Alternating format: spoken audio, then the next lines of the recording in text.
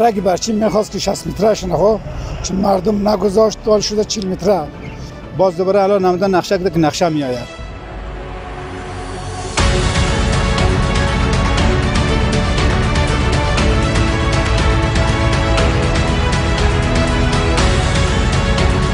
ما این نگاه می‌کنم خوشحالیم که شهر آباد باشه، شهر زیبا باشد، خود آدم زیبا باشد، لباس آدم زیبا باشد. این همه میخواید.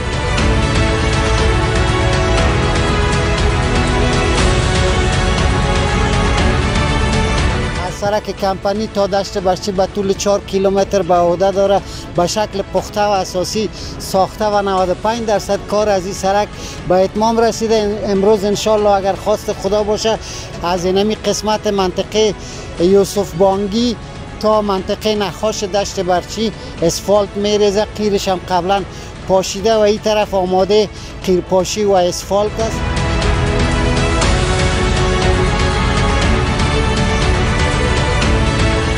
خامنه ای همی وطن خراب کرد، عارف علوی همی وطن خراب کرد، جورج بوش همی وطن خراب کرد. او خامنه ای تو که خود ولی امر مسلمین میگیری، تو که خود رهبر اسلام جهان میگیری، چطور بیخبر هستی که خانه یک مهاجر غریب و فقیر با آتش کشیده میشه با چشمای سیل میکنی؟ چطور خود آرام میگیری که پوز فرزند افغانی رو در بیت الخلا دمی کمد پایین میکنه که تو بوی کو که افغانیستی؟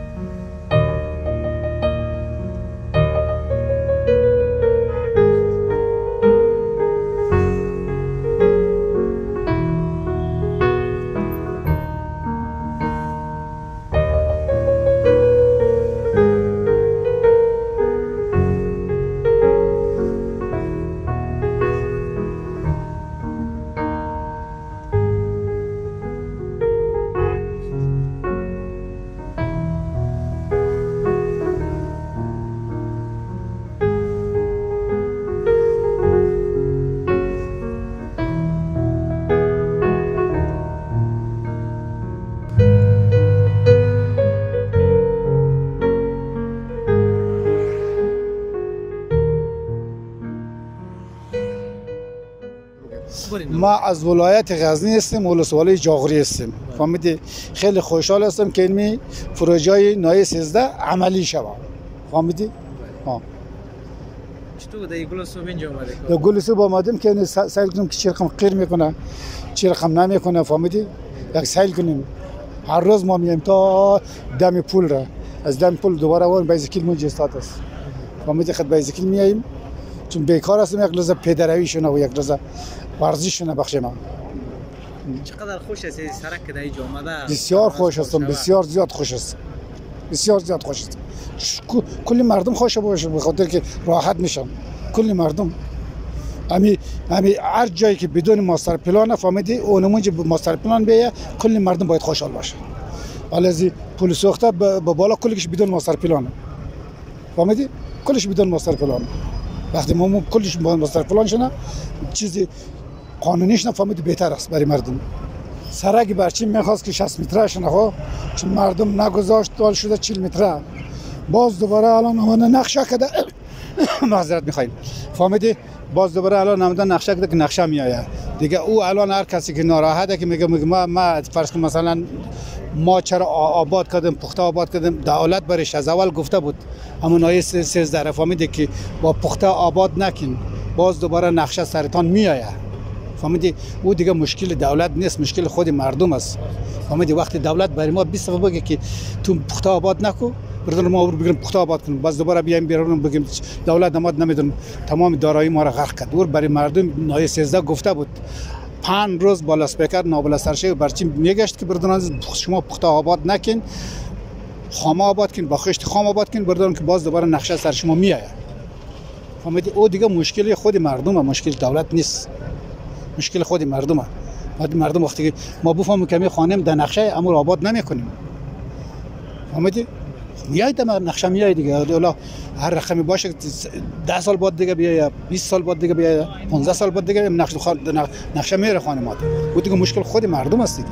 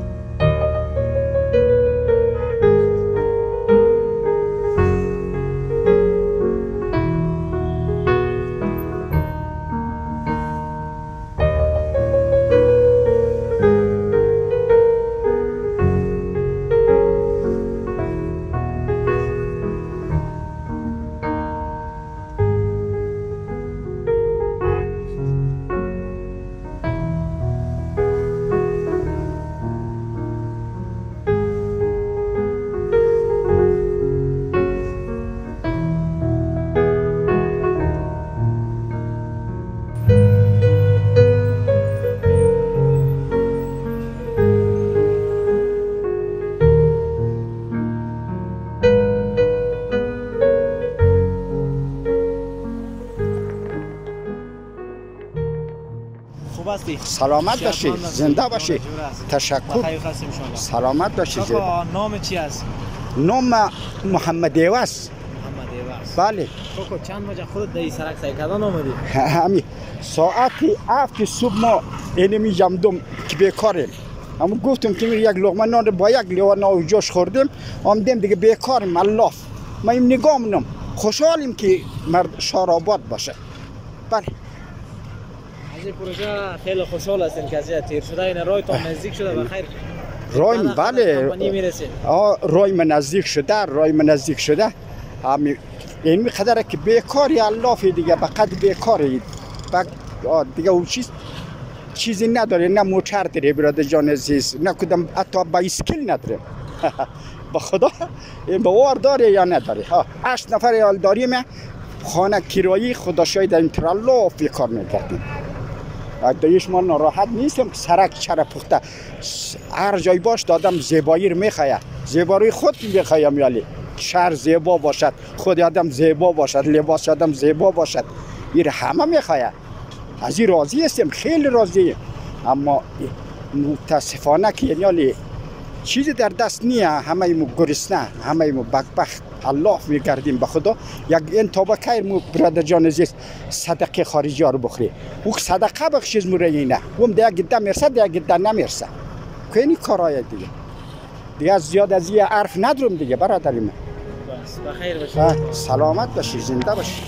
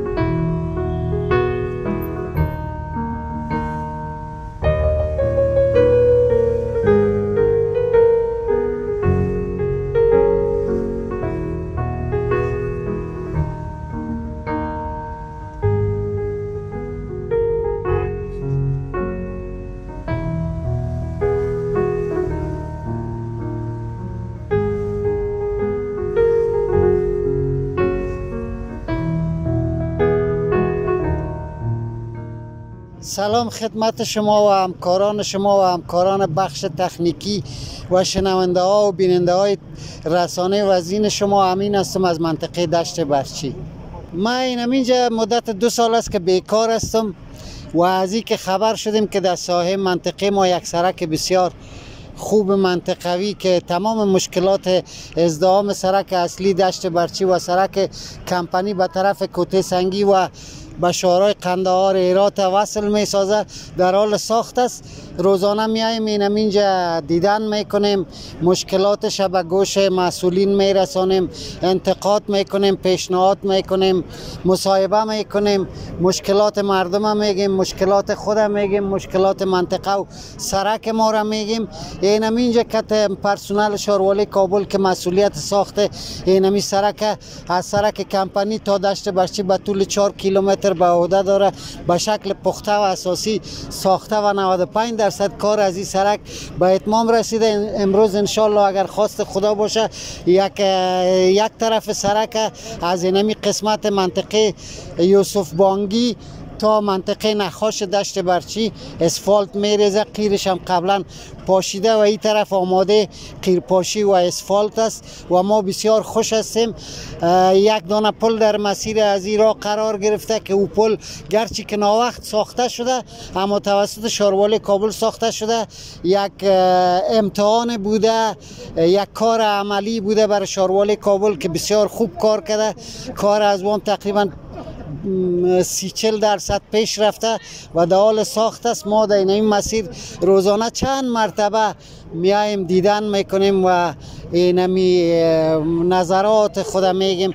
اگه بازم وقت داشت رسانه شما که این صحبت ما خلاص شد، ما پیشنهادها و انتقادهای خود بگوییم، به مسئولین برسانیم، به گوش جهان برسانیم، به مردم برسانیم، مشکلات مردم خود بگوییم.